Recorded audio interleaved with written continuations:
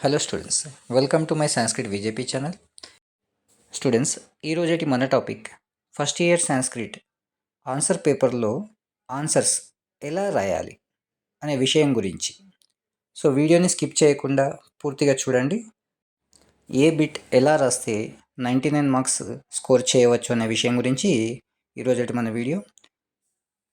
మీరు ఛానల్ని first time చూస్తున్నట్లయితే ఛానల్ని సబ్స్క్రైబ్ చేయడం మర్చిపోకండి. సో మన వీడియో స్టార్ట్ చేద్దాం. స్టూడెంట్స్, వీడియోలో మీరు చూస్తున్నటువంటి మోడల్ క్వశ్చన్ పేపర్ మరియు రాసినటువంటి ఆన్సర్ షీట్ పీడిఎఫ్లను మీరు డిస్క్రిప్షన్లో ఉన్న లింక్ క్లిక్ చేసి డౌన్లోడ్ చేసుకోవచ్చు. సో వీడియోని మాత్రం మీ ఫ్రెండ్స్కి కూడా షేర్ చేస్తారని ఆశిస్తున్నాను. స్టూడెంట్స్, బోర్డ్ ఎగ్జామ్ ఆన్సర్ షీట్లో మనం ఆన్సర్స్ని ఎలా రాయాలనే విషయం గురించి ఈరోజు చూడబోతున్నాం. సో మనకి 24 పేజెస్ బుక్లెట్ వస్తుంది. మీరు ఇలా చూస్తే ఇక్కడ page number 1, page number 2, page number 3 ఇలా మనం చూస్తూ వెళ్తే టోటల్ 24 పేజెస్ ఉంటాయి నాన్న. ఈ 24 పేజెస్లో మనం ఆన్సర్స్ని ఎలా రాయాలనే విషయం గురించి ఈరోజు చూడబోతున్నాం. సో ఫస్ట్ మనం స్టార్ట్ చేయడం బిట్ నెంబర్ 16 దగ్గర స్టార్ట్ చేస్తాం. So 16th bit translation of sentences, అనువాద వాక్యాలు. సో మనం ఏం చేస్తాం, ముందుగా 16th బిట్లో ఉన్నటువంటి ఆన్సర్స్ని 1 by 1 రాసుకుంటూ వెళ్తాం. ఆ తర్వాత అదే పేజ్లో బిట్ నెంబర్ 15ని కూడా కంటిన్యూ చేస్తాం. సో బిట్ నెంబర్ 15 దాంట్లో మనం 2 ధాతు రూపాన్ని రాయాల్సి ఉంటుంది. కాబట్టి ఆ 2 ధాతు రూపాలను ఇలా చక్కగా టేబుల్స్ క్రియేట్ చేసి రాస్తే మంచి మార్కులు వస్తాయి. సో టేబుల్స్ క్రియేట్ చేసేటప్పుడు పురుషులకు ఒక కాలం, ఏకవచనానికి ఒక కాలం, ద్వివచనానికి ఒక కాలం, అలాగే బహువచనానికి ఒక కాలం, ఇలా మనం కాలమ్స్ క్రియేట్ చేసి చక్కగా ఆన్సర్స్ రాస్తే చూడడానికి కూడా మంచిగా ఉంటుంది. అలాగే bit number 14 next bit.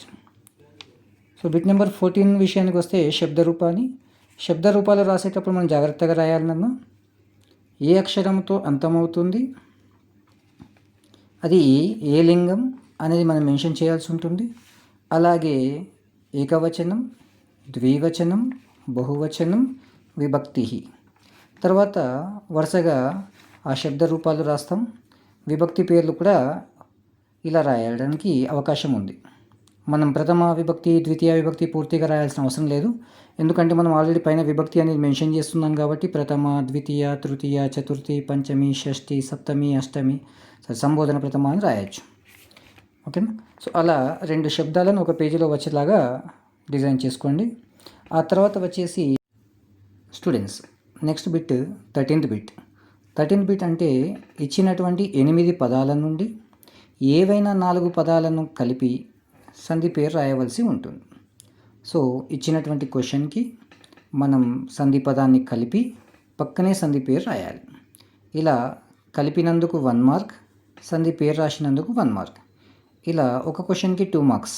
Total 4 questions మనం అటెంప్ట్ చేయాలి. 4 2s 8 మార్క్స్.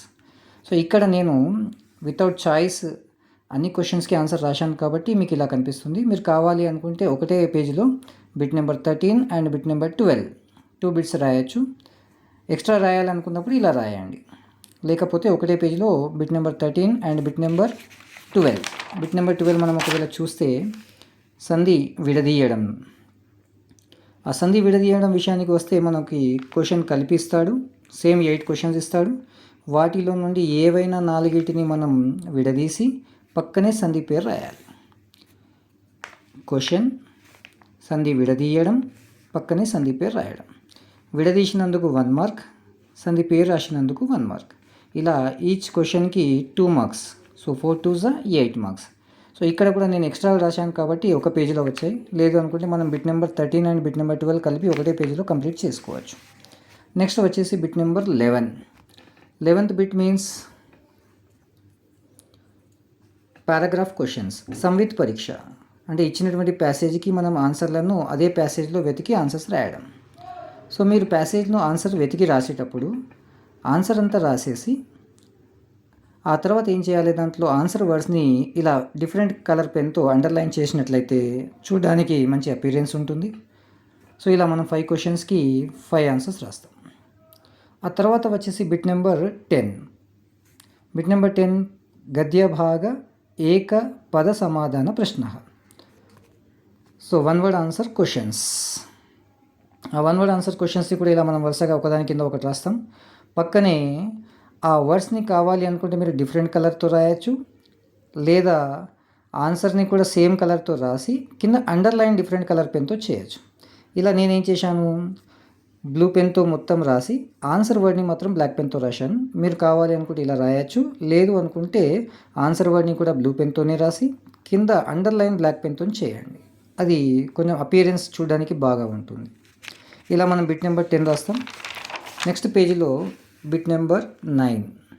ఆ బిట్ నెంబర్ 9ని కూడా వరుసగా ఇలా ఒక లైన్ వదిలిపెట్టి రాయడం బెటర్, ఎందుకంటే మనకు చాలా పేజెస్ ఉంటాయి. 24 పేజెస్లో మనం ఇంకా చాలా పేజెస్ మిగులుతాయి.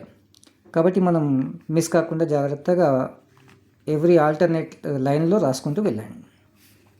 సో ఇలా బిట్ నెంబర్ 9 అయిపోయిన తర్వాత బిట్ నెంబర్ 8 గద్య భాగ లఘు సమాధాన ప్రశ్నలు. ఇక్కడ మనకి 4 క్వశ్చన్స్ ఇస్తాడు. ఆ 4లోకి వెళ్ళి మనం ఏవైనా 2 క్వశ్చన్స్కి మాత్రమే ఆన్సర్స్ రాయాలి. ఇక్కడ నేను ఒక క్వశ్చన్కి ఎక్స్ట్రా ఆన్సర్ రాశాను, మీ ఇష్టం, మీరు కావాలంటే ఎక్స్ట్రా రాయొచ్చు, లేదా మినిమం 2 ఆన్సర్స్ అయితే మనం అటెంప్ట్ చేయాలి. Minimum 2 answers means 2 3 6 marks. ఇది బిట్ నెంబర్ 8కి సంబంధించినటువంటి ప్యాటర్న్. ఇక్కడ కూడా చూడండి, క్వశ్చన్లో ఆన్సర్ వర్డ్ ఏదైతే ఉందో ఆన్సర్ వర్డ్ని మాత్రమే నేను డిఫరెంట్ కలర్ పెన్తో రాసి దాన్ని అండర్లైన్ చేశాను. ఓకేనా? సో మనం డిఫరెంట్ కలర్తో పెన్తో కనిపిస్తున్నదంతా కూడా ఆన్సర్ వర్డ్స్, మిగిలినంతా ఆల్రెడీ క్వశ్చన్లోనే ఉంటుంది. సో మీరు జాగ్రత్తగా ప్రాక్టీస్ చేయొచ్చు. స్టూడెంట్స్, నెక్స్ట్ బిట్ వచ్చేసి 7th బిట్ పద్యభాగ లఘు సమాధాన ప్రశ్నలు. ఈ బిట్లో కూడా మనకి 4 క్వశ్చన్స్ ఇవ్వడం జరుగుతుంది. అందులో నుండి మనం 2 క్వశ్చన్స్కి ఆన్సర్ రాయవలసి ఉంటుంది. కాబట్టి ఆ 2 క్వశ్చన్స్ ఆన్సర్స్ని ఇలా నీట్గా రాసేసి, ఓకేనా, కావాల్సిన ఆన్సర్ వర్డ్ కింద అండర్లైన్ చేయడం లాంటివి చేయండి. ఆ తర్వాత వచ్చేసి బిట్ నెంబర్ 6. బిట్ నెంబర్ 6 గద్యభాగ సందర్భ వాక్యాన్ని. ఇక్కడ వచ్చేసి మనం ఇచ్చిన 4 ప్రశ్నలలో ఏవైనా 2 ప్రశ్నలకి సందర్భాలు రాయవలసి ఉంటుంది. సందర్భాలు రాసేటప్పుడు చక్కగా కవి పరిచయం, సందర్భం, భావం ఇలా నీట్గా రాసేసి 2 ఆన్సర్స్ రాయాలి, 1 అండ్ సెకండ్ 1. సో ఇలా 2 ఆన్సర్స్ రాసేస్తాం. ఆ తర్వాత వచ్చేసి బిట్ నెంబర్ 5 పద్యభాగ సందర్భ వాక్యాన్ని. పద్యభాగ సందర్భ వాక్యాన్ని రాసేటప్పుడు కూడా సేమ్ కవి పరిచయం, సందర్భం, భావం. కవి పరిచయం అంటే మనం కామన్గా కావాలి అనుకుంటే మీరు కవి పరిచయం వాక్య రూపంలో రాయొచ్చు, లేదనుకుంటే ఇలా భాగాలుగా విభజించి రాయొచ్చు. పాఠః కవిః గ్రంథః. ఫర్ ఎగ్జాంపుల్ పాఠః రామో విగ్రహవందర్మః, కవిః వాల్మీకి మహర్షిః, గ్రంథః శ్రీమద్ రామాయణం బాలకాండః. మీరు కావాలి అనుకుంటే వాక్య రూపంలో కూడా దీన్ని రాసుకోవడానికి అవకాశం ఉంటుంది. ఆ తర్వాత వచ్చేసి బిట్ నెంబర్ 5 కంప్లీట్ చేసుకుందాం. ఇక్కడ నేను ఒక క్వశ్చన్ ఎక్స్ట్రా రాయడం జరిగింది. మీరు కావాలి అనుకుంటే ఎక్స్ట్రా రాయొచ్చు, లేదా మినిమం 2 ఆన్సర్స్ అయితే మనం రాయాలి. కాబట్టి 2 లెసన్స్ చదవడం ఎనఫ్. తర్వాత వచ్చేసి బిట్ నెంబర్ 4. బిట్ నెంబర్ 4 ఉపవాచక లఘు సమాధాన ప్రశ్నలు. ఇక్కడ వచ్చేసి మనకి 8 క్వశ్చన్స్ ఇవ్వడం జరుగుతుంది. వాటిలో నుండి మనం 4 ఆన్సర్స్ రాయవలసి ఉంటుంది. ఇక్కడ నేను 1 2 3 4 5 6 ఆన్సర్స్ రాయడం జరిగింది. మీరు కావాలంటే ఎక్స్ట్రా రాయొచ్చు, లేదా మినిమం 4 ఆన్సర్స్ మనం అటెంప్ట్ చేయాలి. ఇక్కడ కూడా చూడండి, ఆన్సర్ వర్డ్స్ ఏవైతే ఉన్నాయో వాటిని మనం డిఫరెంట్ కలర్ పెన్తో రాసి చక్కగా అండర్లైన్ చేయడం జరిగింది. ఓకేనా? ఇలా ఒక క్వశ్చన్కి 2 మార్క్స్ ఉంటాయి. 4 2 8 మార్క్స్ మనం ఈ బిట్ని కవర్ చేయొచ్చు. తర్వాత వచ్చేసి బిట్ నెంబర్ 1. ఇక్కడ శ్లోకాన్ని పూరించి భావం రాయవలసి ఉంటుంది. శ్లోకాన్ని పూరించడం సాంస్క్రిట్లో చేయాలి. ఆ తర్వాత భావం రాయడం మన ఇష్టం. మనం కావాలి అంటే తెలుగులో రాయొచ్చు, లేదా ఇంగ్లీష్లో రాయొచ్చు. సో తెలుగు మీడియం వాళ్ళైతే కామన్గా తెలుగులో రాస్తారు, ఇంగ్లీష్ మీడియం వాళ్ళైతే కామన్గా ఇంగ్లీష్లో రాస్తారు. పర్వాలేదు, మీరు ఇంగ్లీష్ మీడియం వాళ్ళు అయినా కూడా తెలుగులో రాసే ఆప్షన్ ఉంటుంది. ఎందుకంటే మనకి క్వశ్చన్ పేపర్ పైన మీడియం అనేది ఏం మెన్షన్ చేయట్లేదు. కాబట్టి మీరు తెలుగు కానీ ఇంగ్లీష్ కానీ ఏ మీడియంనైనా చూస్ చేసుకోవచ్చు. ఇక్కడ చాలామంది ఏం చేస్తుంటారు అంటే మధ్యలో కవి పరిచయం అనేది కూడా యాడ్ చేస్తుంటారు. అది మీ ఇష్టం. మీరు కావాలి అనుకుంటే కవి పరిచయం ఎక్స్ట్రాగా రాసుకోవచ్చు, లేదు అనుకుంటే శ్లోకం రాసి భావం మాత్రం తప్పకుండా రాయాలి. శ్లోకానికి 3 మార్క్స్ ఉంటాయి, భావానికి 3 మార్క్స్ ఉంటాయి. So total 6 marks. ఇది బిట్ నెంబర్ 1. బిట్ నెంబర్ 1 అయిపోయిన తర్వాత మనం రాస్తాం బిట్ నెంబర్ 2, పద్యభాగ నిబంధ ప్రశ్న. సో పద్యభాగంలో నుండి వచ్చేటువంటి SA answer question. SA answers రాసేటప్పుడు ఏం చేయాలి? ముందుగా కవి పరిచయం రాస్తాం. కవి పరిచయం రాసిన తర్వాత సారాంశ అని సైడ్ హెడింగ్ పెట్టేసి మనం సారాంశం రాసుకుంటూ వెళ్తాం. ఇలా మధ్య మధ్యలో మనం కావాలి అనుకుంటే సాంస్క్రిట్లో కొటేషన్స్ యూజ్ చేసుకుంటూ వెళ్ళాలి.